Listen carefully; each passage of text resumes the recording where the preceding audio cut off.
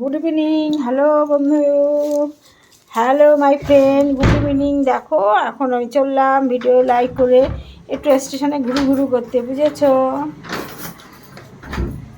আজকের ওয়েদারটা একটু ঠান্ডা ঠান্ডা আছে, তাই স্টেশনে চললাম একটু ঘুরতে, কিছু কেনাকাটা করতে আর কিছু ভিডিও শ্যুট করতে। দেখি কিন্তু ঘরে যেন এসি চালাচ্ছিলাম, ঘরের ভিতরে খুব গরম লাগছিল। অতগুলো লাইট জ্বালাবে তুমি? সব কটা লাইট জ্বেলে দিয়েছে। দেখো চললাম আমি অনেক কিছু কিনবো, অনেক কিছু একটা লিস্ট করে নিয়েছি, জানো, লেখা কেনার জন্য কিছু কিনবো, লিস্ট করে নিয়েছি। কালকে সকালে উঠে হাঁটবো, তোমাদের সামনে ভিডিও করব। দেখো কালকে কোন দিকে যাই দেখি।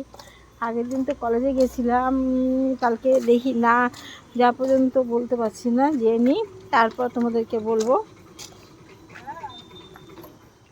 আজকে বাইরে ওয়েদারটা বেশ ঠান্ডা ঠান্ডা আছে, বুঝেছে, খুব গরম নেই, ঠান্ডা আছে বলে ভালো লাগছে, যেতে বেরোতে ইচ্ছে করছে। তাই জন্য বললাম না চলো ঘুরে আসি। সারাক্ষণ তো ঘরের ভিডিওই করি, তোমরা দেখো।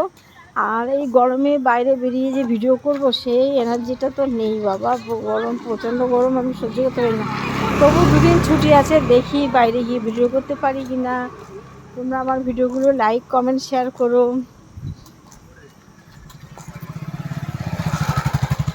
ঠিক আছে?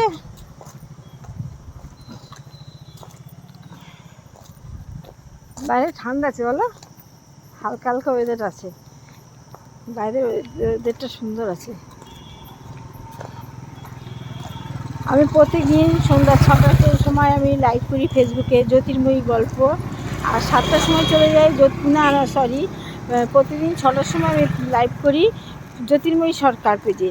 আর 7টার সময় চলে যাই আমি জ্যোতির্ময়ী গল্প। সকল বন্ধুদের জানাই আমার লাইভে থাকার জন্য, থেকো আমার সাথে গল্প করো। যদি তোমরা চাও ভিডিও কল করতে, ভিডিও কলও করতে পারবে, ঠিক আছে?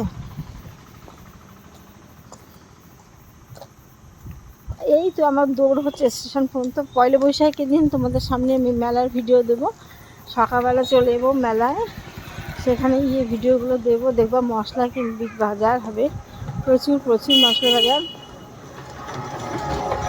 বাইরে থেকে লোকে আসে জানো, প্রচুর গাড়ি করে করে মশলা নিয়ে বিক্রি করতে আসে, কিনতে আসে, কত লোক কিনতে আসে। তার ভিতরে সব থেকে মজার হয় কি জানো, প্রচুর হিজড়া সেই মশলা একটা ধামা নিয়ে, বড় বড় ধামা নিয়ে তারা আসে দল বেঁধে, এসে এই মশলা দে, এই মশলা দে, এই মশলাটা দে, ওর কাছে জোর করে করে মশলা, এর কাছে জোর করে করে মশলা নিয়ে ওরা জমা করে, প্রচুর মশলা তারা কালেকশন করে। ওই দিনই ওদের বাজার বলতে গেলে। পয়সা তো দিতে দেয় না, কেউ পয়সা নেয় না, ওরা সবাই ওদের কাছ থেকে এগুলো কালেকশন করে মশলাগুলো নিয়ে রাখে।